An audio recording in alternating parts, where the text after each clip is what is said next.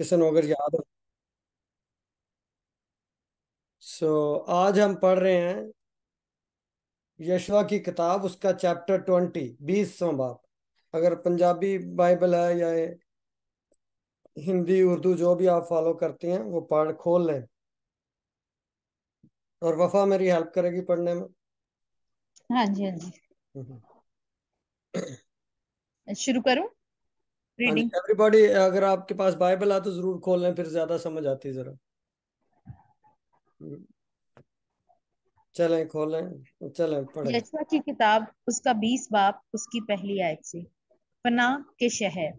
और खुदावंद ने यशवा से कहा कि बनी इसराइल से कह कि अपने लिए पनाह के शहर जिनकी बाबत मैंने मूसा की मार्फत तुमको हुक्म किया मुकर्रर करो, ताकि वो खूनी जो भूल से और नादानिस्ता किसी को मार डाले वहां भाग जाए, और वो खून के इंतकाम लेने वाले से तुम्हारी पनाह ठहरे। वो उन शहरों में से किसी में भाग जाए और उस शहर के दरवाजा पर खड़ा होकर उस शहर के बुजुर्गों को अपना हाल कह सुनाए। तब वो उसे शहर में अपने हाल ले जाकर कोई जगह दें, ताकि वो उनके दरमियान रहे। और अगर खून का इंतकाम लेने वाला उसका पीछा करे, तो वो उस खूनी को उसके हवाला ना करें, क्योंकि उसने अपने पड़ोसी को नादानिस्ता मारा और पहले से उसकी उससे अदावत ना थी। और वो जब तक फैसला के लिए जमात के आगे खड़ा ना हो और उन दिनों का सरदार काहिन मर ना जाए, तब तक उसी शहर में रहे। इसके बाद वो खूनी लौट कर अपने शहर और अपने घर में, यानी उसी शहर में आए जहां से वो भागा था। बस उन्होंने नफ्ताली के कोहिस्तानी मुल्क में जलील के कादेस को, और इफ्राहीम के कोहिस्तानी मुल्क में सिकम, और यहूदा के कोहिस्तानी मुल्क में करेत अरबा को जो हब्रून है अलग किया। और यरू के पास यरदन के मशरिक की तरफ रोबन के कबीला के मैदान में बसर को जो बियाबान में है, और जद के कबीला के हिस्सा में रामा को जो जल्लाद में है, और मनस्सी के कबीला के हिस्सा में जोलान को जो बसन में है मुकर्रर किया। यही वो शहर हैं जो सब बनी इसराइल और उन मुसाफरों के लिए जो उनके दरमियान बसते हैं इसलिए ठहराए गए, कि जो कोई नादानिस्ता किसी को कत्ल करे वो वहां भाग जाए, और जब तक वो जमात के आगे खड़ा ना हो तब तक खून के इंतकाम लेने वाले के हाथ से मारा ना जाए। आमीन। आमीन। आमीन। क्या समझ आई आज के चैप्टर से?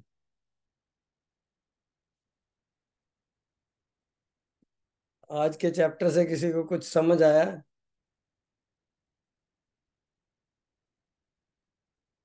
कि यहाँ पे खुदावंद ने मतलब अगर किसी से गलती से कुछ मतलब खून हो जाता है, कोई कत्ल हो जाता है, तो उसको महफूज करने के लिए मतलब बताया है ना। ये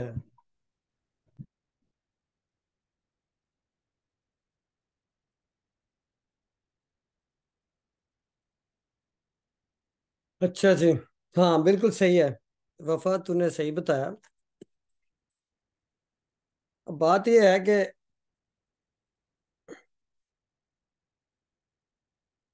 ये चैप्टर जो है इसकी 9 आयतें हैं, तकरीबन 9 वर्सेस है। बहुत छोटा सा चैप्टर है। हम पिछले चैप्टर्स में पढ़ रहे हैं कि कबीलों की तकसीम किस तरह हुई, है ना।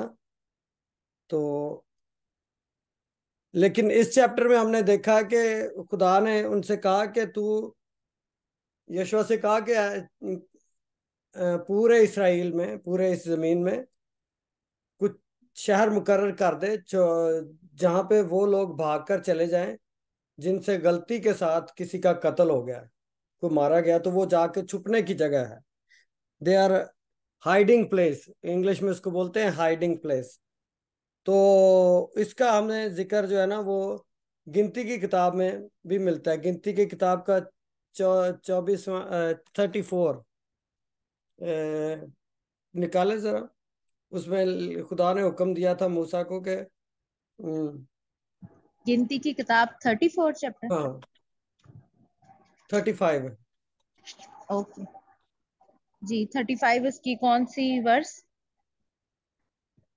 आप खुद देखे अगर मिलता है हाँ, इसमें, तो इसमें 9 तो। से स्टार्ट हो रहा है, पनाह के शहर।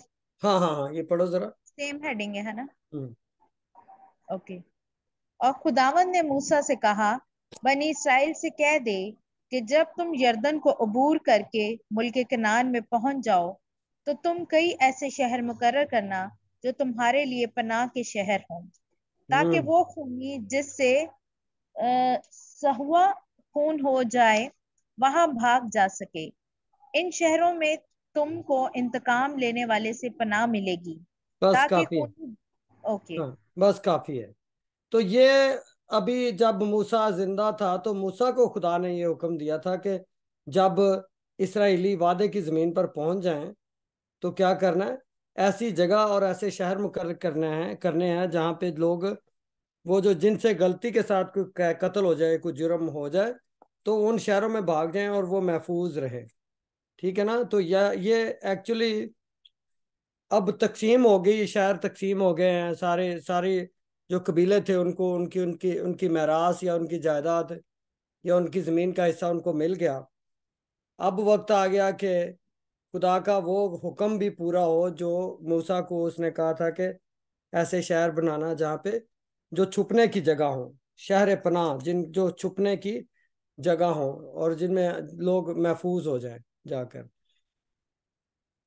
तो हमें ज़बूरों में भी पता चलता है कि खुदावंद हमारा खुदा क्या है, वो हमारी छुपने की जगह है। ज़बूर 46, उसकी एक एक चैप्टर पढ़े।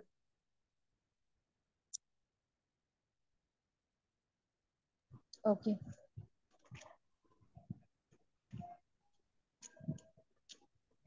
जबूर 46 उसकी कौन सी वर्स? वर्स 1 से पढ़े। ओके। खुदा हमारी पनाह और कुव्वत है, मुसीबत में मुस्तैद मददगार।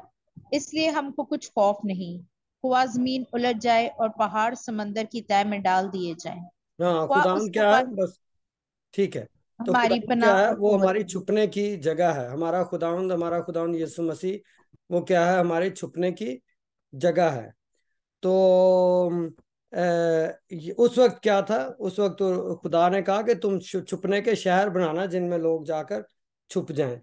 तो हम उन लोगों से कोई अच्छे नहीं है जिनसे कत्ल हो जाते हैं, या जो जो जो जो कत्ल कर देते हैं या मार देते हैं। हमारा खुदावंद ही है जिसमें हम महफूज रहते हैं और छुप सकते हैं। तो अब मैं जरा पहली आयत से दोबारा से पढ़ने लगा हूँ, इसको जरा सुने। और खुदावंद ने यशवा से कहा, खुदावंद ने यशवा से कहा, क्या खुदावंद कहता है, क्या खुदा सिर्फ खुदावंद ने यशवा से ही कहा है या हम सब से भी बात करता है खुदा? याकूब की किताब का 33वां चैप्टर, उसकी 14 आयत पढ़े।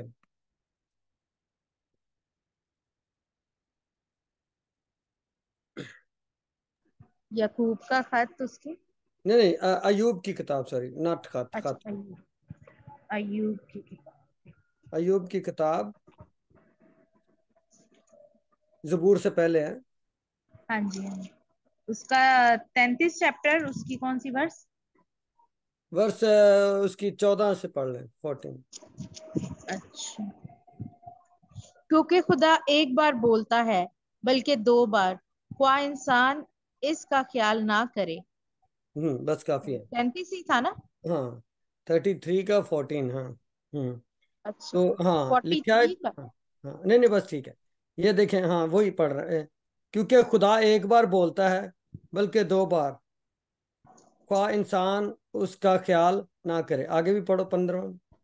ख्वाब में रात की रोया में जब लोगों को गहरी नींद आती है और बिस्तर पर सोते वक्त, तब वो लोगों के कान खोलता है और उनकी तालीम पर मोहर लगाता है, ताकि इंसान को उसके मकसूद से रोके और गरूर को इंसान से दूर करे। वो आमीन। उसकी अब जान। हाँ, बस काफी है। तो खुदा ओके। क्या करता है कि 14वीं आयत को दोबारा से पढ़ो। क्योंकि खुदा एक बार बोलता है, बल्कि दो बार, ख्वाह इंसान उसका ख्याल ना करे। ख्वाब में, रात की रोया में, जब लोगों की गहरी नींद आती है। तो हमने सुना होगा नन्ही को बोलते हुए कि मैं तो सोती हूँ लेकिन मेरा दिल क्या है, जागता है। मैं सोती हूँ, ये भी कहीं लिखा हुआ है, इसको अगर पढ़ना चाहें तो। अच्छा, एक मिनट। पर इसको इमसाल की ये किताब। जबूर अमसाल की किताब में, हाँ। इमसाल किताब या ये दूसरी किताब में? ये होगा अमसाल की किताब गजलों का। गजलात में मेरा ख्याल।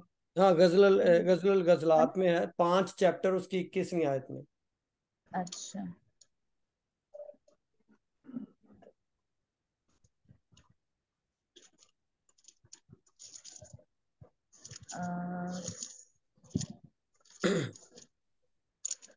गजलुल गजलात, चैप्टर अ, 5, उसकी 21वीं। गजलों गजलात किस बुक के बाद है? सॉरी, मुझे जबूर नहीं से पता। बाद, जबूर के बाद अमसाल, अमसाल के बाद आती है।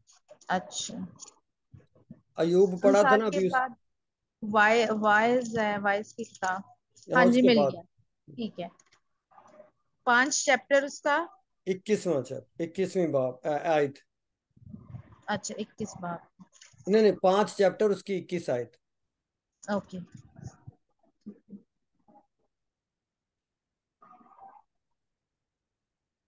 उसकी 5 चैप्टर की तो 16 एक आए थे सेकेंड। हम। हाँ जी, 2 आयत है। हाँ, मैं दूसरी आयत। सोती हूँ पर मेरा दिल जागता है। हाँ, मेरे दूसरी आयत। महबूब की। हाँ जी। मैं सोती हूँ पर मेरा दिल जागता है। मेरे महबूब की आवाज है जो खटखटाता और कहता है। बस काफी है। आप। मैं सोती हूँ लेकिन मेरा दिल जागता है। तो यहाँ पे हम पढ़ते हैं कि खुदा एक दफा बोलता है। दिल तो जागता होगा तो तभी हम खुदा की आवाज को सुन सकते हैं। जिस्म सो सकता है, गहरी नींद भी सो सकता है, हल्की नींद सो सकता है, लेकिन हमारा जब दिल है वो जागता है, यानी कि खुदा की तरफ लगा हुआ है। तो खुदा हमारे साथ, हमारे रात को क्या है, हमारे कान खोलता है, हमारे साथ बातचीत करता है। लोगों को ख्वाबों में, रोया में खुदा कलाम करता है। लेकिन सबसे बेहतरीन तरीका खुदा की आवाज़ सुनने का यह है, जब भी हम कलाम खोलते हैं तो बहुत, खुदा हर दफ़ा कलाम में से तो हर दफ़ा ही हमारे साथ बोलता है। खुदा जब भी हम बाइबल पढ़ते हैं तो खुदा हमारे साथ बोलता है। अगर नहीं बोलता, अगर आपको वो समझ नहीं आ रही, तो इसका मतलब है कि कोई प्रॉब्लम है। तो वैसे खुदा का कलाम जो लिखा हुआ खुदा का कलाम है, उसमें से खुदा हर दफा ही बोलता है। ठीक है। फिर खुदा ख्वाबों में और रोया में हमारे साथ कलाम करता है। लेकिन जो भी खुदा रोया में, ख्वाबों में कलाम करे, वो खुदा के लिखे हुए कलाम या बाइबल में से उसको साबित करना चाहिए। यानी कई ख्वाब जो आते हैं वो इंसान की अपनी एक इख्तला होती है, या दिमाग में जो चल रहा होता है, या डर या खौफ, इस तरह की चीजें वो जो हमारी जिंदगी में हो रही होती हैं। इस तरह के ख्वाब भी होते हैं। लेकिन जो ख्वाब खुदा की तरफ से होते हैं, खुदा के कलाम के साथ, वो बाइबल के साथ मुताबिकत रखते हैं। ठीक है। तो इसलिए जब भी हम कलाम पढ़ते हैं तो खुदा हमारे साथ बात करता है। कई दफा लोग अपने आप को रास्तबाज, जैसे फकी फरीसी थे ना, अपने आप को रास्तबाज ठहराने के लिए, मतलब कलाम को पढ़ते हैं, या उनकी आयत को बोलते हैं, या मतलब, लेकिन अगर खुदा का कलाम जो है वो लिखा है कि दो धारी तलवार से ज्यादा तेज है, बंद बंद और गूदे गूदे को जुदा करके गुजर जाता है।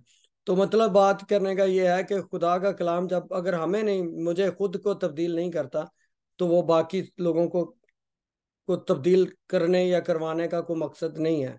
तो खुदा का कलाम पहले मुझे तब्दील करेगा, फिर मेरे वसीले से दूसरे लोगों को तब्दील करेगा। वो मेरे मुंह में क्या है, वो तलवार है, दो धारी तलवार से ज्यादा तेज है। तो हमारा अपना जो कैरेक्टर है वो खुदा में यीशु मसीह की तरह ढलता जाए, तो फिर खुदा का कलाम जो है वो हमारी जिंदगियों में काम कर रहा होता है। तो यशवा को खुदा ने क्या कहा, खुदा ने यशवा से क्या किया, बात की। उसने कहा, पहली आयत में लिखा है, आज यशवा की किताब के 20वें चैप्टर की पहली आयत है, अभी हम पढ़ रहे हैं। और खुदावंद ने यशवा से कहा। तो खुदावंद क्या कहता है, खुदावंद क्या करता है, वो कहता है, खुदावंद बात करता है। तो बात करने का, अभी जो सब कुछ मैंने कहा, उसका बात करने का मतलब यह है कि खुदावंद बात करता है। वो सिर्फ यशवा से ही बात नहीं, उसने यशवा से ही नहीं कहा, बल्कि उसने हमसे भी कहता है, और रोज वो रोज कहता रहता है। और उसके कहने के बहुत सारे तरीके हैं। उसकी आवाज को के शिनवा होने के लिए हमें खुदा हमारा हम सोए भी तो हमारा दिल जागता रहना चाहिए। क्या लिखा है, मैं तो सोती हूँ पर मेरा दिल जागता है। अगर हमें कई दफा खुदा की आवाज की समझ नहीं आती तो इसका मतलब है हमारा दिल सोया हुआ है। हम भी सोए हुए हैं, हमारा दिल भी सोया हुआ है। एक बंदा ड्राइविंग सीट पे बैठ के सो नहीं सकता, नहीं। तो इसी तरह हमारा रूहानी जो सफर है उसमें हम गफलत की नींद नहीं सो सकते। हम सोए भी, गहरी नींद भी सोए तो हमारा दिल जागता रहे, तो ताकि हम खुदा की आवाज के शिनवा हों। जिसका जैसा कि वो औरतें जिनकी कुपियों में तेल नहीं था तो उनको जाना पड़ा, और जब वो वापस आई तो दरवाजा बंद हो गया हुआ था। तो वैसे दोनों ही सो गई थी। आप पढ़ें तो लिखा है कि दोनों ही 10 कुंवारियां जो हैं, 5 भी सो गई थी, और 5 जिनकी कुपियों में तेल था वो भी सो गई थी। लेकिन एक कुंवारी का हम जिक्र पढ़ते हैं जो कहती है कि मैं तो सोती हूँ लेकिन मेरा दिल जागता है। हमें कौन सी कुंवारियों में से बनना है? वो कुंवारी जो सो भी जाए तो उसका दिल जागता रहे, वो दस्तक खुदा की आवाज सुनने की शिनवा हो। खुदा जब नरसिंगा फूंका जाए तो वो खुदावन यस्सु की आवाज के साथ आसमानों पर उठाई जाए। तो ये 10 कुंवारियों में से नहीं, हमें उस कुंवारी की मानद बनना है जिसका जो सोई हो लेकिन उसका दिल जागता हो। तो यशवा क्या है? यशवा जो है उसका दिल जाग रहा है, इसलिए उसने खुदावंद की आवाज को सुना। लिखा क्या है, खुदावंद ने यशवा से कहा। तो खुदावंद ने क्या किया, यशवा से बात की। तो खुद यशवा ने क्या किया, उसकी ज़ाहिर उसकी आवाज को सुना, तो फिर ही उसने आगे सब कुछ, यानी कि इसराइलियों को वो सब कुछ करने के लिए कहा जो खुदा ने उसे कहा था। तो लिखा है कि और खुदावंद ने यशवा से कहा कि, तो इसका मतलब यह है कि हमें सबको खुदावंद की आवाज़ के शिनवा होना चाहिए, और उसकी आवाज़ की सेंसिटिव होना चाहिए, ताकि हम जब रात को हम दुआ करते हुए अगर सो जाए ना, तो ये अगर आप प्रैक्टिस नहीं करते तो इसको करके देखें। इसका बहुत फायदा होता है। आप सो दुआ, आंखें बंद की, बिस्तर पे सर रखा और प्रेयर करते हुए आपकी नींद आ गई, आपको नींद आ गई, तो वो नींद जो होगी वो आपको एक अजीब, वो उसमें एक सुकून और एक शांति और एक और वो अच्छी नींद होगी, और उसमें हो सकता है कि खुदा आपके साथ कलाम भी करें। तो इसलिए रात को सोते हुए दुआ करते हुए अगर सो जाएं तो वो बहुत एक अच्छी आदत है। मैंने इसको अपनी ज़िंदगी में भी अप्लाई भी किया, देखा भी है कि जब जब जब मैं दुआ करता हुआ सो जाता हूँ तो वो आंख जब मेरी लग जाती है तो वो उस दिन खुदा और अजीब तरीके से काम करता है, कलाम करता है, रोया में और ख्वाबों में बात करता है। तो मैं तो सोती हूँ लेकिन मेरा दिल जागता है। तो यीशुआ को खुदा ने यीशुआ से बात की और उससे कहा कि ऐसे ऐसे करना। तो यीशुआ खुदा की बात का शिनवा हुआ, या उसने उसकी तरफ ध्यान लगाया। तो हम देखते हैं कि इसके बाद ही उसने अगली आयत में लिखा है कि बनी इसराइल से कह कि अपने लिए पनाह के शहर जिन की बाबत मैंने मूसा की मार्फत तुमको हुक्म किया मुकर्रर करो। तो हमने देख लिया मूसा की मार्फत हुक्म क्या किया था खुदा ने, जो हमने गिनती की किताब में अभी पढ़ा 35 चैप्टर में। खुदा ने मूसा की मार्फत कहा था कि तू पनाह के शहर, जो छुपने के शहर हैं, जो जहां लोग जाकर महफूज हो सकें, छुप सकें, तो वो शहर बना देना।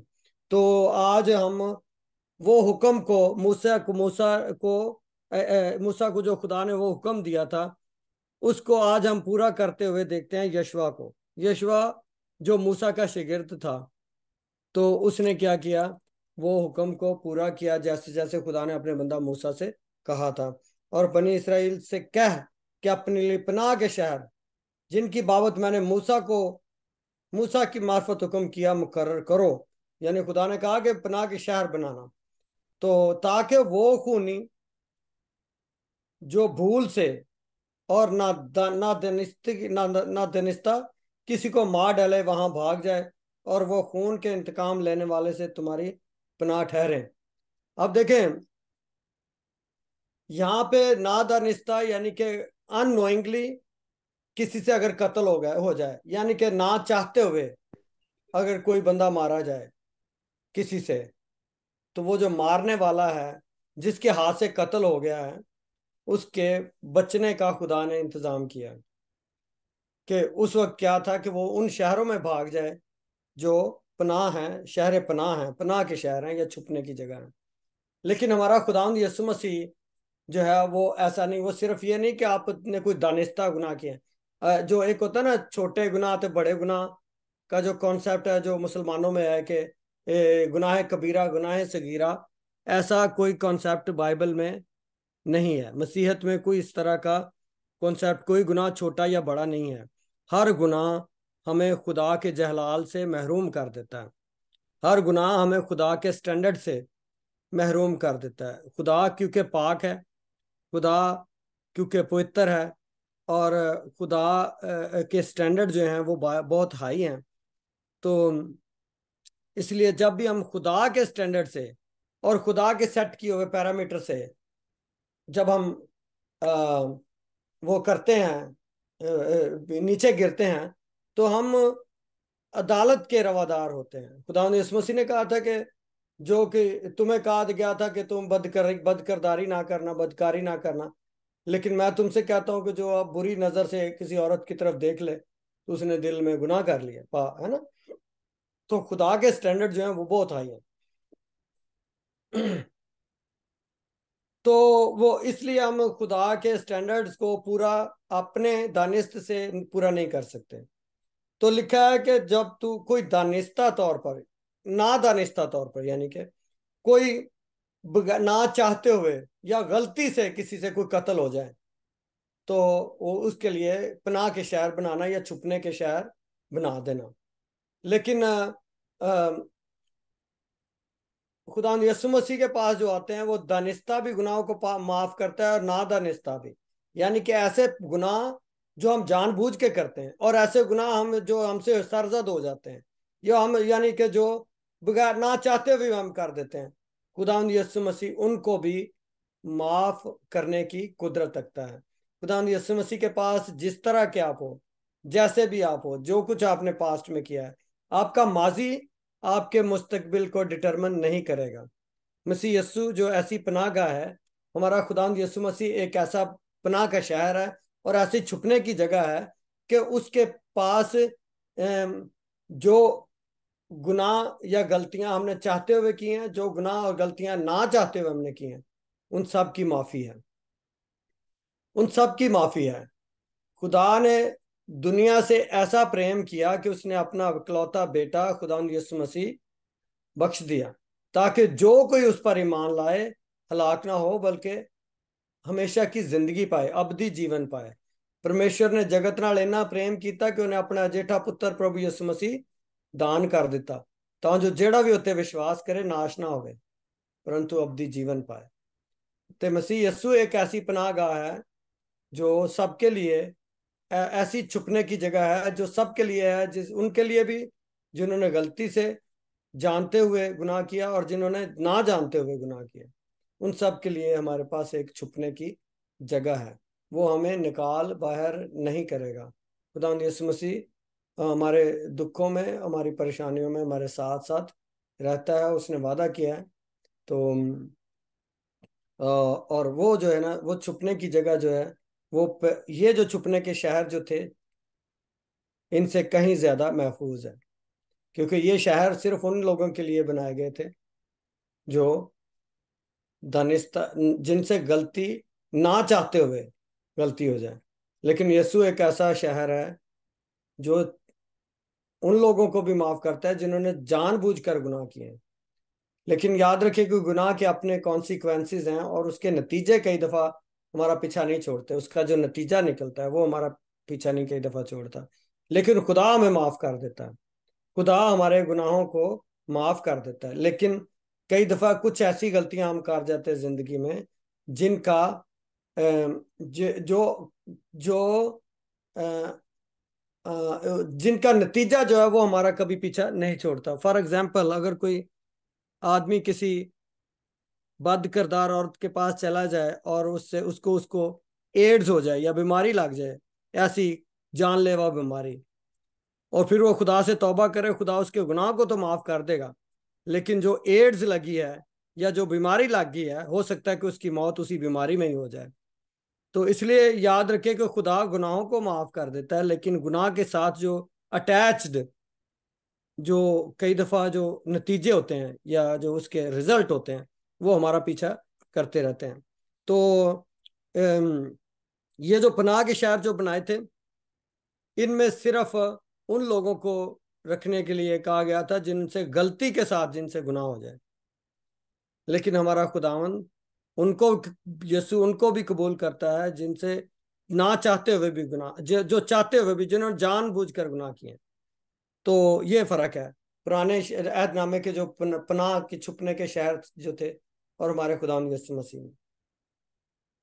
और चौथी आयत में लिखा है, अच्छा तीसरी को दोबारा, ताकि वो खूनी जो भूल से और ना दानिस्ता किसी को मार डाले वहां भाग जाए, वो खून के इंतकाम लेने वाले से तुम्हारी पनाह ठहरे।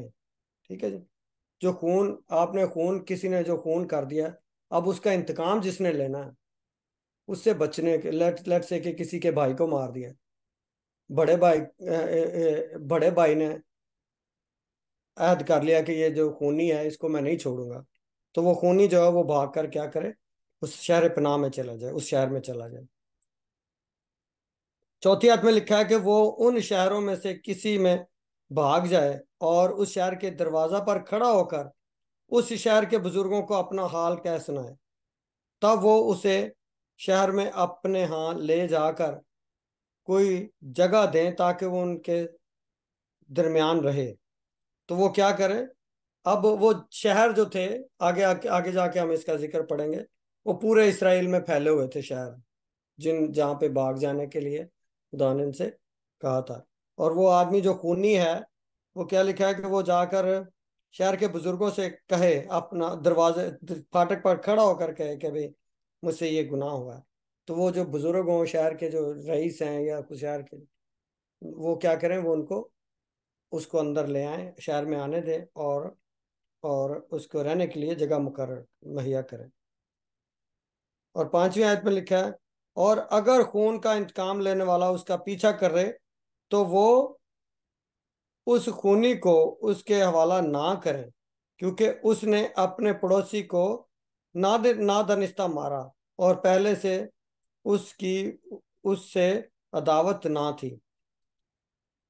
और वो जब तक फैसले के लिए जमायत के आगे खड़ा ना हो और उन दिनों का सरदार काहिन मर ना जाए, तब तक उसी शहर में रहे। इसके बाद वो खूनी लौट कर अपने शहर और अपने घर में, यानी उसी शहर में आए जहां से वो भागा था। सातवीं आयत में लिखा है, बस उन्होंने नफ्ताली के कोहस्तानी मुल्क में जलील के कादस को, और इफ्राहिम के कोहस्तानी मुल्क में सिक्कम को, और यहूदा के कोहस्तानी मुल्क में करीत अरबा को, और हबरून से, जो हबरून है, अलग किया। अच्छा, ये वो शहर हैं जिनको उन्होंने उन खूनियों के लिए मुकर्रर कर दिया था। इनको शहर पनाह बोलते हैं। और आठवीं आयत में लिखा, और यरहू के पास के यरदन के मशरक की तरफ रोबन के कबीला के मैदान में बिसर को, जो बियाबान में है, और जद के कबीला का के हिस्सा में रामा को, जो जिलाद में है, और मनस्सी के कबीला के हिस्सा में जो जोलान को, जो बसन में है, मुकर्रर किया है। यही वो शहर हैं जो सब बनी इसराइल और उन मुसाफरों के लिए जो उनके दरमियान बसते हैं इसलिए ठहराए गए कि जो कोई नादानिस्ता किसी को कत्ल करे, वो वहां भाग जाए, और जब तक वो जमायत के आगे खड़ा ना हो, तब तक खून का के इंतकाम लेने वाले के हाथ से मारा ना जाए। अब ये वो शहर हैं, और ये शहर जो है पूरे इसराइल में फैले हुए थे। ये ये शहर पनाह या छुपने की जगह जो थी, वो जिसने भागकर जाना होता था वो उसको ज्यादा दूर नहीं जाना पड़ता था, क्योंकि ये शहर जगह जगह मुख्तलिफ कबीलों में ये इन्होंने बना दिए थे, ताकि वो जो भागने वाला है उसको बहुत दूर ना जाना पड़े। तो ये शहर जो थे उनके करीब थे, जो जो मुजरम है या जो खूनी था उसके उनके करीब थे। तो हमारा खुदावंद यीशु मसीह ने कहा कि जहां दो या तीन मेरे नाम से जमा होंगे, मैं उनके दरमियान मौजूद हूंगा। तो हमारा खुदावंद कहाँ है? हम सब के बहुत करीब है। जिस तरह ये शहर जुर्म करने वालों के करीब करीब थे, इसी तरह हमारा खुदावंद यीशु मसीह भी हम सब के बहुत करीब है। वो हर वक्त, बल्कि वो खुदावंद यीशु मसीह ने कहा कि मैं तुम्हें यतीम ना छोड़ूंगा, मैं तुम्हें यतीम ना छोड़ूंगा। तो खुदा यीशु मसीह ने हमें अकेला ना छोड़ने का वादा किया। वो हमसे हर वक्त हमारे साथ, हमारे करीब है। उसने कहा कि मैं तुम्हारे साथ रहूंगा। और ये इसका मतलब यह है कि हमारी पनाहगाह जो है, हमारा खुदावंद यीशु मसीह जो है हमारी पनाहगाह है, और वो हमारे बहुत करीब है। जिस तरह ये शहर बहुत नज़दीक नज़दीक थे, इस तरह हमारा खुदावंद यीशु मसीह भी हमारे बहुत नज़दीक है, और वो हमारे छुपने की जगह है। हम किसी वक्त भी किसी मुंह करके, किसी डायरेक्शन में, बगैर वजू किए, बगैर कोई कोई खास तरफ मुंह करके, हम हमें हर किसी भी हालत में हम खुदावंद को याद कर सकते हैं, उसको अपनी मुसीबत में पुकार सकते हैं, और वो हमारी दुआओं को सुनता और जवाब देता। आमीन। तो उसके बाद हम आखिरी एक और बात मैं आपको शेयर करता हूँ। 9वीं आयत में लिखा है, यही वो शहर हैं जो सब बनी इसराइल और उन मुसाफरों के लिए जो उनके दरमियान बसते हैं। ये शहर जो थे, ये छुपने की जगह सिर्फ इसराइल के लिए नहीं थी। ये छुपने की जगह किन के लिए थी? इसराइलियों के लिए भी और मुसाफरों के लिए। मुसाफिर कौन है? गैर कौमें थी जो इसराइलियों में आकर बसर करती थी। तो ये शहर अगर उनसे भी गलती हो जाए तो उनके लिए भी छुपने की जगह ये क्या थे? ये शहर थे। और इसी तरह हम रूहानी तौर पर देखें तो मसीह यस्सु जो है, उसने सारे जहान के लिए अपना खून बहाया, सलीब पर उसने जान दी, और उसने हमारे पूरी दुनिया के गुनाह जो हैं अपने ऊपर ले लिए। और वो सबके लिए, खा इसराइली हो या इस नॉन इसराइली हो, खा यहूदी हो या गैर अक़वाम में से हो, उन सब के लिए खुदा यीशु मसीह एक पनाहगाह बन गया, और एक ऐसा पनाह का शहर बन गया जिसमें सब आकर महफूज हो सकते हैं। और यहाँ पे ये लिखा है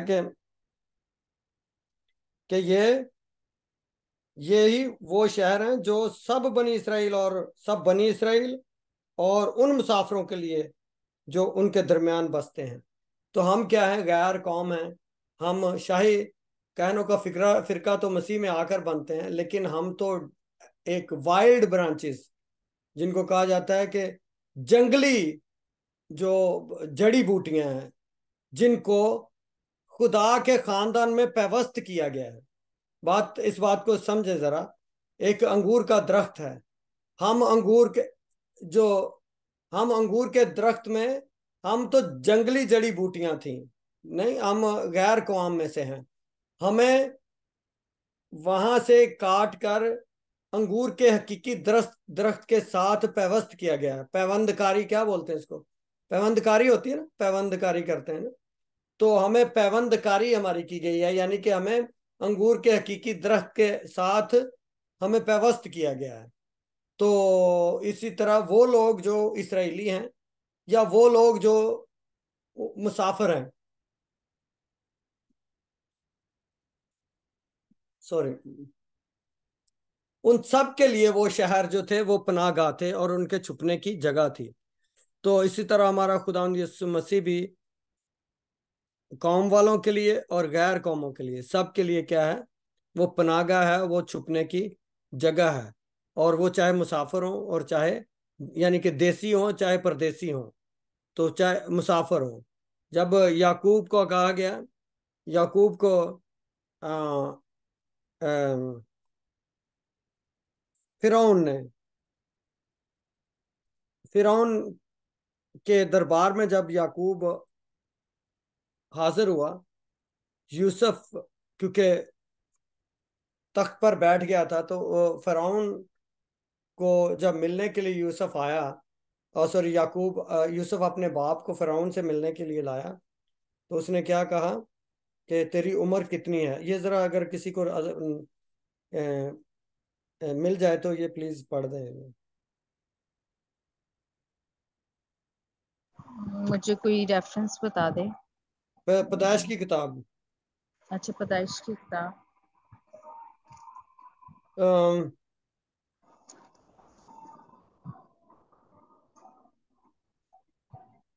किसी को मिल जाए तो बता दे। याकूब का याकूब ने जब फिरौन से मिलने के लिए, हाँ ये 47वां चैप्टर है और उसकी 9वीं आयत में, पैदाइश की किताब। पैदाइश की किताब 47 चैप्टर।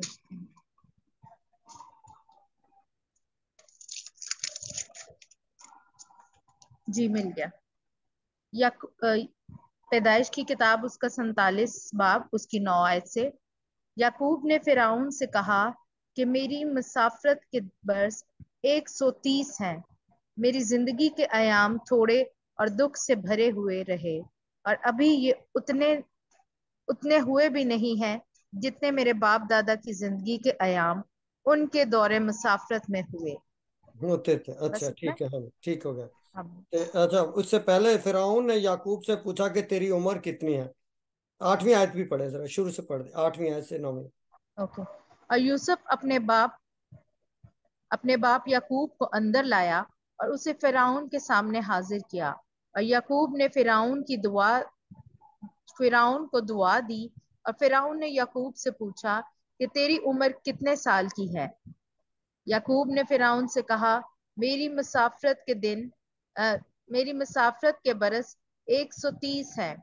मेरी जिंदगी के अयाम थोड़े और दुख से भरे हुए रहे, और अभी ये उतने हुए हुए भी नहीं हैं जितने मेरे बाप दादा की जिंदगी के अयाम उनकी दौरे मुसाफरत में हुए। वो आमीन। क्या कहता है कि मेरी जिंदगी, उसने तो एक सिंपल सा सवाल पूछा, लेकिन इसके पीछे याकूब ने एक बहुत बड़ी, एक यानी कि मार्फत की बात कर दी है, यानी कि भेद उसको बता दिया। उसने तो पूछा कि तेरे कितने साल, तेरी उम्र है ना, सिंपल सा क्वेश्चन था। तो उसने याकूब ने उसको बड़ा खूबसूरत जवाब दिया। याकूब ने फिरौन से कहा, मेरी मुसाफरत के बरस 130 हैं और मेरी जिंदगी के अयाम थोड़े और दुख से भरे हुए हैं।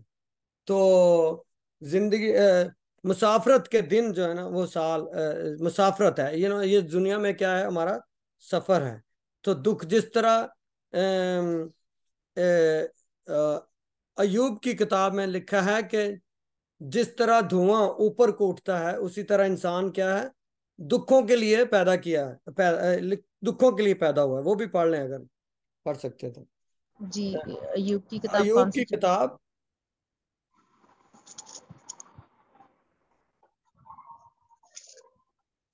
अगर किसी को मिल जाए तो जरूर कोई हेल्प कर दे हमारी।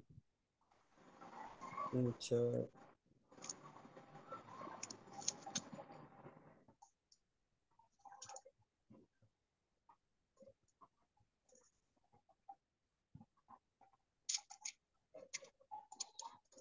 रानी बाजी, आपको शायद पता हो, या काके मम्मी। ये अयूब की किताब 5वां चैप्टर उसकी 7वीं आयत में पढ़े। ओके। 5वां चैप्टर इसके साथ में। ओके। पर जैसे चिंगारियां ऊपर ही को उड़ती हैं, वैसे ही इंसान दुख के लिए पैदा हुआ है। बस ठीक हो गया। आमीन। जैसे चिंगारियां ऊपर को उठती हैं, यानी कि धुआं भी ऊपर को ही उठता है, लेकिन इधर उन्होंने चिंगारियां लिखा हुआ है। तो चिंगारियां क्या होती हैं? जब आग जलती है नीचे, तो चिंगारियां किधर को जाती हैं?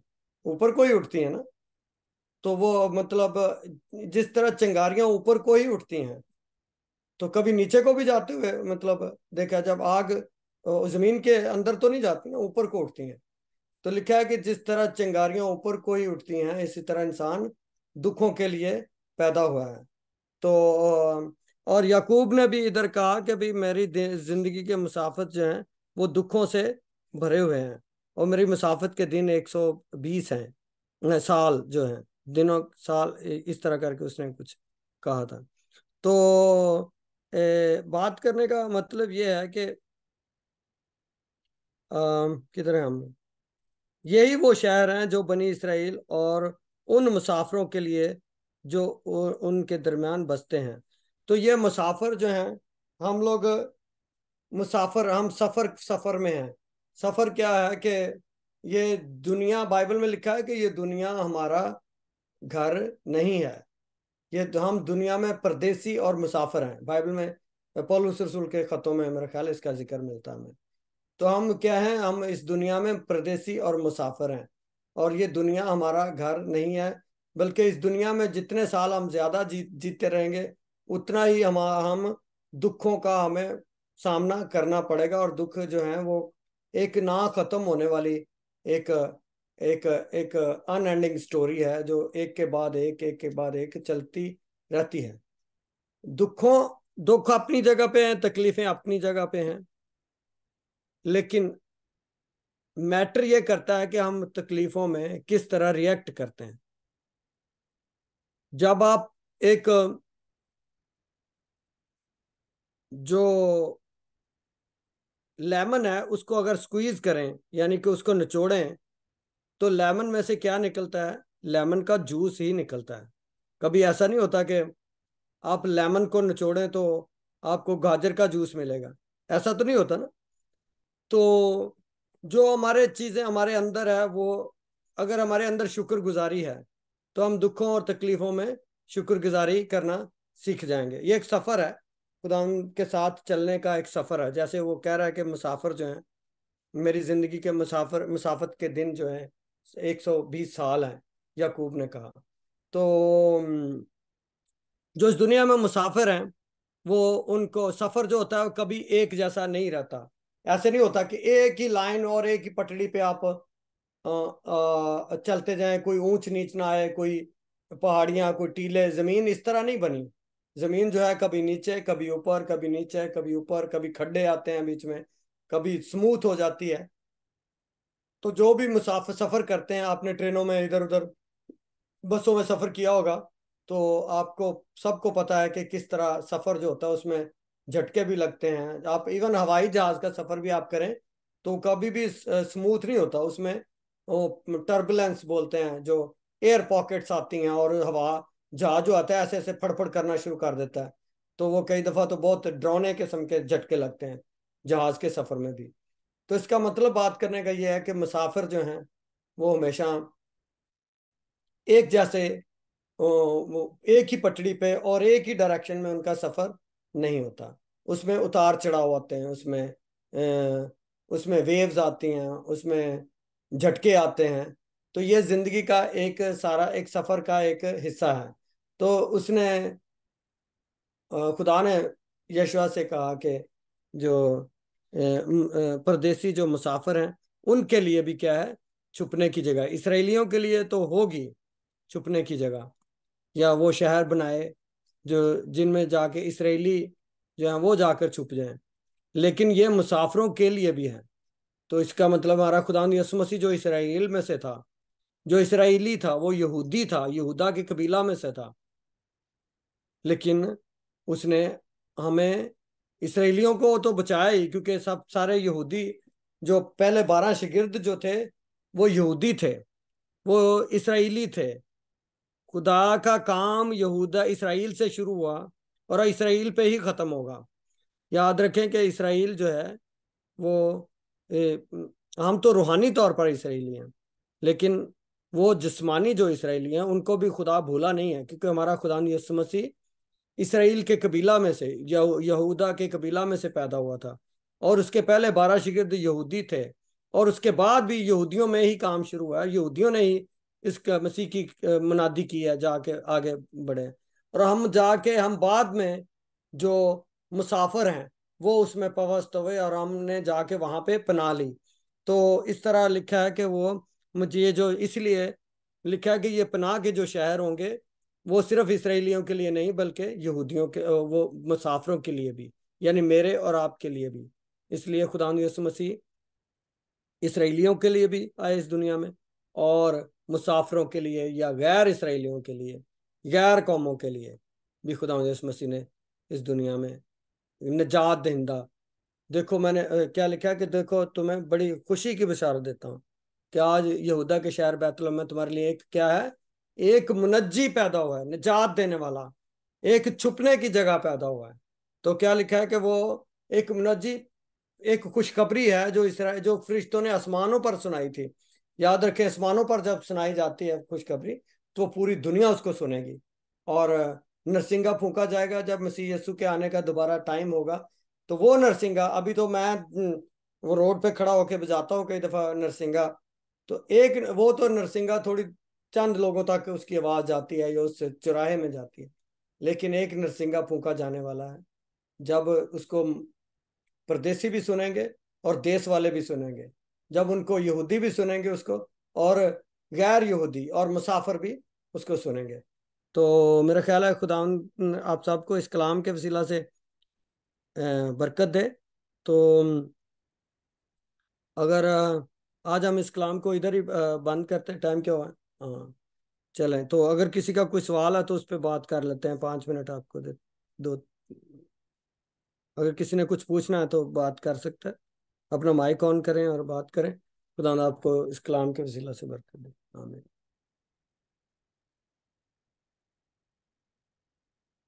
अगर किसी ने कोई बात करनी है तभी अपना माइक खोल के कर सकते।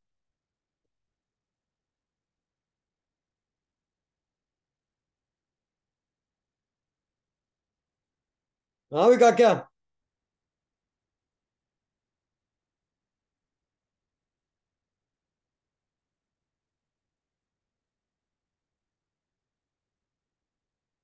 हाँ, माया को भी वेलकम करते हैं, शायद उस वक्त मौका नहीं मिला था। समीना को भी वेलकम करते हैं। तो खुदावंद आप सबको बरकत है। आज हमने यशवा की किताब का 9वां चैप्टर पढ़ा, सॉरी, यशवा की किताब का 20वां चैप्टर पढ़ा। तो उसमें हमने हम्म। देखा कि खुदा ने उनसे कहा कि तुम छुपने के शहर जो हैं, जिनसे गलती से कोई कत्ल हो जाए वो जाकर उधर छुप जाएं। तो हमने देखा कि खुदावंद उस वक्त खुदा ने इसराइलियों के लिए छुपने की जगह मुकर्रर की, और आज हमारे लिए छुपने की जगह क्या है? हमारा जिंदा खुदावंद यीशु मसीह है। आमीन। तो खुदावंद आप सबको इस कलाम के वसीला से बरकत दे। आखिरी दफा मैं फिर से पूछ रहा हूँ, अगर कोई किसी का कोई सवाल है तो बात कर लें, अपना हाँ माइक। जी, मैं ये पूछना चाह रही थी कि आपने कहा था ना कि मतलब ख्वाब के जरिए खुदा कलाम करता है, कलाम के जरिए। तो अगर हाँ आपको कलाम से समझ नहीं आती तो कुछ मसला है। और जब ख्वाब आता है तो क्या मतलब एकदम नहीं समझ आता है ना। हाँ। अच्छा, ख्वाब को जो होते हैं ना, ख्वाब की आगे जाकर हमें कुछ ख्वाब ऐसे बाइबल में इनका भी जिक्र है जो कि जो सिर्फ थकावट की वजह से आते हैं। हाँ जी, उधर ठीक लिखा हुआ है कि काम की ज्यादती के सबब से और बातों है। की शायद ज्यादती ऐसे करके लिखी हुई है। हाँ, लेकिन बहुत जगहों पे हम बाइबल में हम पढ़ते हैं कि ख्वाबों के बहुत बड़े मीनिंग भी हैं। जैसे हमने नबूकदनेस्सर बादशाह को ख्वाब आया था, उसकी जो ख्वाब आए थे उसकी तफसीर जो है वो दानियल नबी ने की। फिर जैसे फिरौन को ख्वाब आया तो यूसुफ ने उसकी तशरीह की। तो इस तरह ख्वाबों का तो बहुत ज़्यादा मतलब ख्वाब में खुदा ने यूसुफ के साथ कलाम किया कि मरियम को लेकर यरूशलेम में और बैतलहम से या वहाँ चला जा, मिस्र में भाग जा। तो खुदा ख्वाबों में और रोया में अपने लोगों के साथ कलाम करता रहा है बाइबल में। लेकिन कुछ ख्वाबों का जिक्र ऐसा भी है जो थकावट की वजह से, यानी हमारे हमारे अपने दिमाग की जो बहुत सारी बम्बार्डमेंट होती है, परेशानियों की वजह से भी कुछ ख्वाब आते हैं। हम्म। लेकिन इधर जो हम बात कर रहे हैं वो ख्वाबों की बात कर रहे हैं जो खुदा की तरफ से ख्वाब आते हैं। जैसे खुदा जिसका जिक्र आज हमने पढ़ा, याकूब की किताब में लिखा है कि खुदा इंसान से एक दफा बोलता है बल्कि 2 दफा। हाँ जी, खुदा हाँ जी। इंसान उसका लिहाज ना करे। ख्वाबों में, रात की रोया में, जब इंसान पर गहरी नींद आ जाती है ना। तो हाँ ये वो ख्वाब हैं जो खुदा, जिनसे खुदा बोलता है। खुदा जब बोलता है तो वो पहली बात तो यह है कि वो कलाम से अपोजिट कोई बात नहीं होगी। खुदा ऐसा नहीं होगा कि खुदा कोई आपको वो काम करने के लिए कह दे ख्वाब में जिसका बाइबल जिसको कंडोन नहीं करती, या बाइबल जिसके बारे में नहीं बताती। अब आप बात क्या आपको समझ आ रही है? अब खुदा मुझे ख्वाब में मैं देखूं कि मैंने जाके किसी बैंक में चोरी कर लिया है, डकैती की है, तो मैं कहूँ ये खुदा ने मेरे साथ बात की है, ऐसा तो नहीं हो सकता ना। हम्म। अब समझ आ रही बात की मैं क्या कर रहा था? हाँ जी, हाँ जी, हाँ जी। तो वो जो भी ख्वाब हो, अगर आपको देखना है कि ये खुदा की तरफ से हैं, तो उसको बाइबल में से देखें कि क्या खुदा का कलाम उसको इसकी शहादत देता है या उसके अकॉर्डिंगली है। अगर नहीं है तो फिर इसका मतलब यह है, कुछ उसके रूहानी मतलब है, वो नन्ही आपको जी। ज्यादा अच्छा बता देगी किस दिन। तो तो वो एक पूरी एक इस पे तो स्टडी है कि हर ख्वाब का बाइबल के मुताबिक ख्वाबों के क्या मतलब बनते हैं। अगर आपने पानी देखा है, अगर आपने ऑयल देखा है, अगर आपने इस तरह की कुछ अलामतें हैं, सोना देखा है, तो बाइबल में इनके क्या मतलब निकलते हैं, तो वो एक अलहदा से एक स्टडी है। लेकिन मैं एक जनरल बात कर रहा हूँ कि जो भी ख्वाब आपको आता है, खुदा मुख्तलिफ तरीकों से बात करता है। तो खुदा के हम्म। एक सबसे अथेंटिक तरीका तो यह है कि बाइबल जो है ना, इसके जरिए हम्म। काम करता है। और फिर रोया में, ख्वाबों में भी खुदा अपने खादमों के वसीला से कलाम करता है। खुदा का पाक रूह कई दफा हमारे अंदर कोई बात डालता है, हमारे दिल में बात डाल देता है, ये भी खुदा की। और उसको देखें कि क्या वो खुदा के कलाम के साथ मुताबिकत है, या ये मेरे मेरे माइंड की अपनी कोई इख्तरा है। समझ आ रही है ना बात? जी जी। जिधर आंसर थैंक निदा के कोई यू। और? Thank you. हाँ।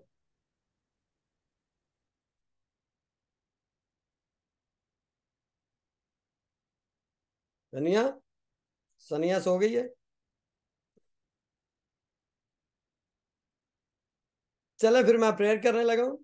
तो अम, नहीं भाई, बच्चे बच्चे सो रहे हैं, मैं सो नहीं रही, मैं आपके सुन रही हूँ। खुदा का शुक्र है, मुझे समझ आई है। Praise God। ऐसे मजाक कर रहे हैं। I know you're listening. सब क्योंकि तो टाइम डिफरेंस है, इसलिए बच्चे सो जाते हैं। तो चले फिर आप इसको हम फिर बंद करते हैं। खुदावंद आप सबको इस कलाम के वसीला बरकत दे। थैंक यू वफा पढ़ने के लिए भी, और सब लोगों का सुनने के लिए। खुदावंद आप सबको बरकत दे। आमीन। ओके, मैं दुआ करने लगा हूँ। चले हम प्रेयर करते हैं आखिरी दुआ में शामिल। खुदा उन कौमों के खुदा, उन तो के रब, हम तेरी शुक्रगुजारी करते हैं, हमारे दिल तेरी शुक्रगुजारी से भरे हुए हैं।